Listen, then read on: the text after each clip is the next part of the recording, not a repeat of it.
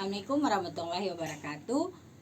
Jumpa lagi dengan saya Ibu Ayu Parera. Hari ini Ibu akan memberikan materi masih tetap sama, yaitu macam-macam metode penyusutan.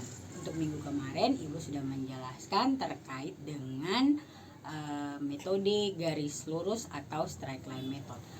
Pada kesempatan kali ini yang akan kita bahas yaitu terkait dengan metode saldo menurun atau declining balance method.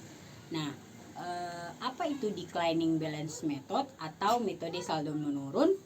Metode saldo menurun merupakan metode penurunan beban penyusutan yang memakai tingkat penyusutan, dan biasanya untuk metode ini itu digambarkan dalam bentuk presentase yang merupakan perkalian dari metode garis lurus. Nah, kemudian di dalam metode declining balance method ini atau saldo menurun, tingkat penyusutan dalam metode penyusutannya itu biasanya bersifat tetap dan diterapkan perusahaan untuk mengurangi nilai pembukuan di setiap akhir tahun. Nah, itu kira-kira pengertian dan penjelasan singkat dari metode saldo menurun. Nah, kemudian biasanya pada metode saldo menurun ini nilai sisa atau yang kita sebut dengan nilai residu itu biasanya tidak dikurangkan oleh biaya perolehan. Jadi artinya biaya perolehan yang kita dapatkan dari pemilikan aset tetap itu tidak kita kurangi dengan nilai residu atau nilai sisa pada saat kita menghitung penyusutan atau depresiasi seperti itu.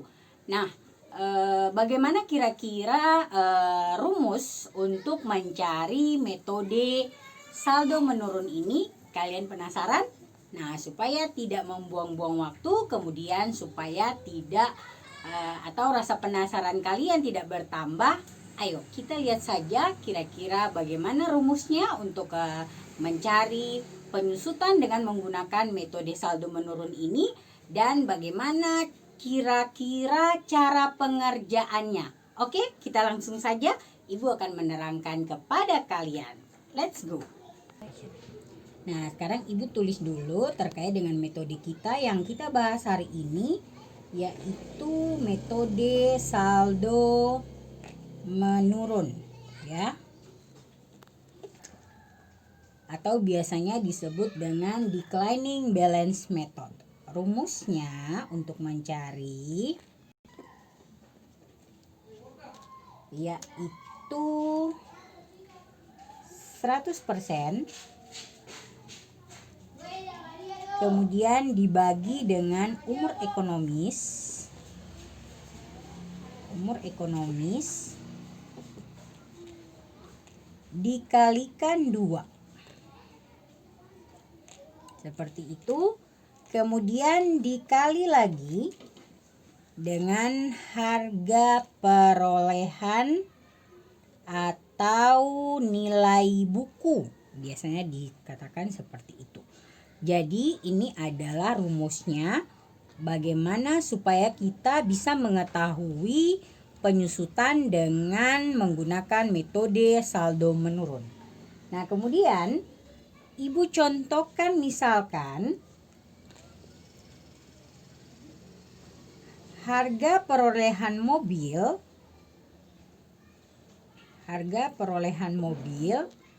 itu sebesar 70 juta.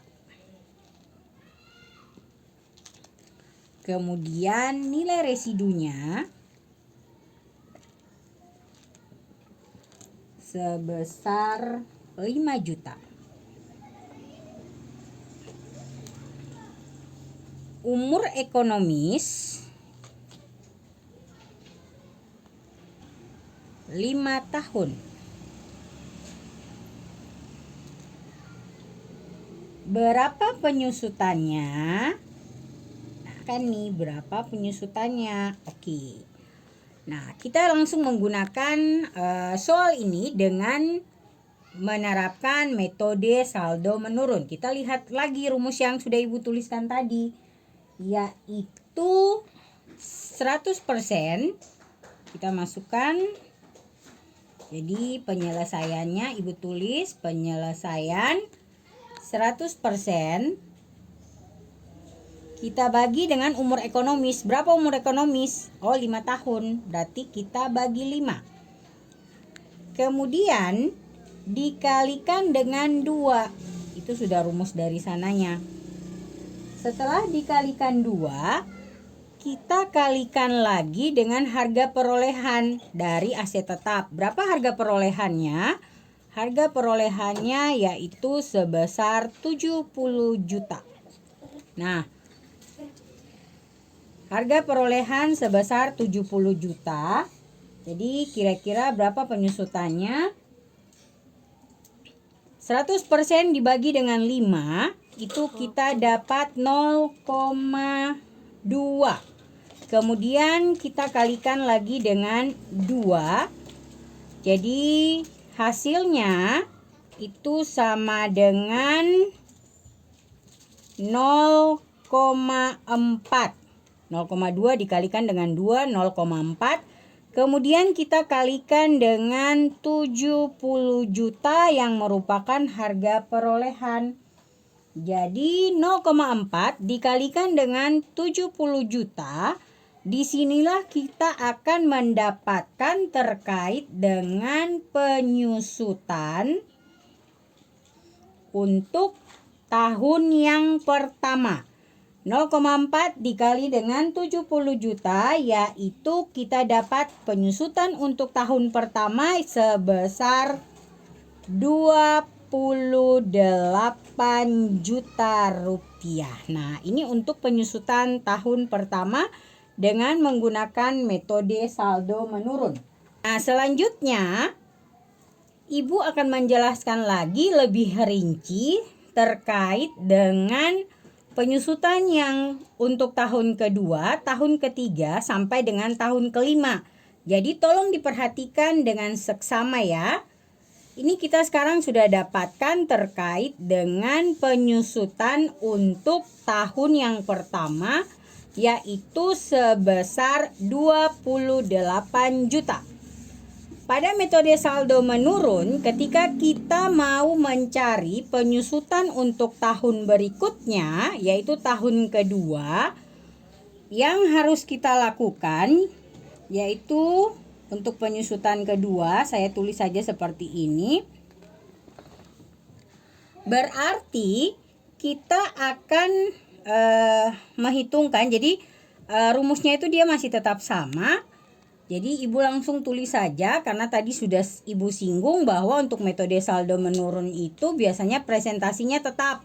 Jadi 0,4 itu sudah tetap. Kemudian dikalikan dengan harga perolehannya. Harga perolehan untuk penyusutan tahun kedua itu sudah bukan 70 juta lagi, tetapi 70 juta dikurangi dengan penyusutan tahun pertama yaitu 28 juta. Jadi dapatnya di situ 42 juta. Ini merupakan harga perolehan untuk tahun kedua. Jadi 0,4 kita kalikan dengan 42 juta. Maka kita dapat penyusutan untuk tahun kedua sebesar 19.200.000. Itu penyusutan tahun kedua. Untuk penyusutan tahun ketiga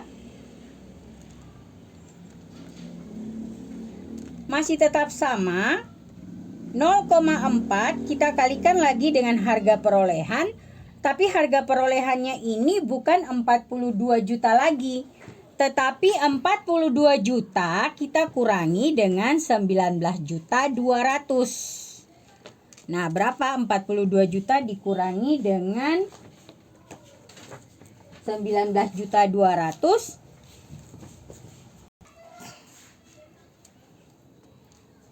22.800.000 rupiah.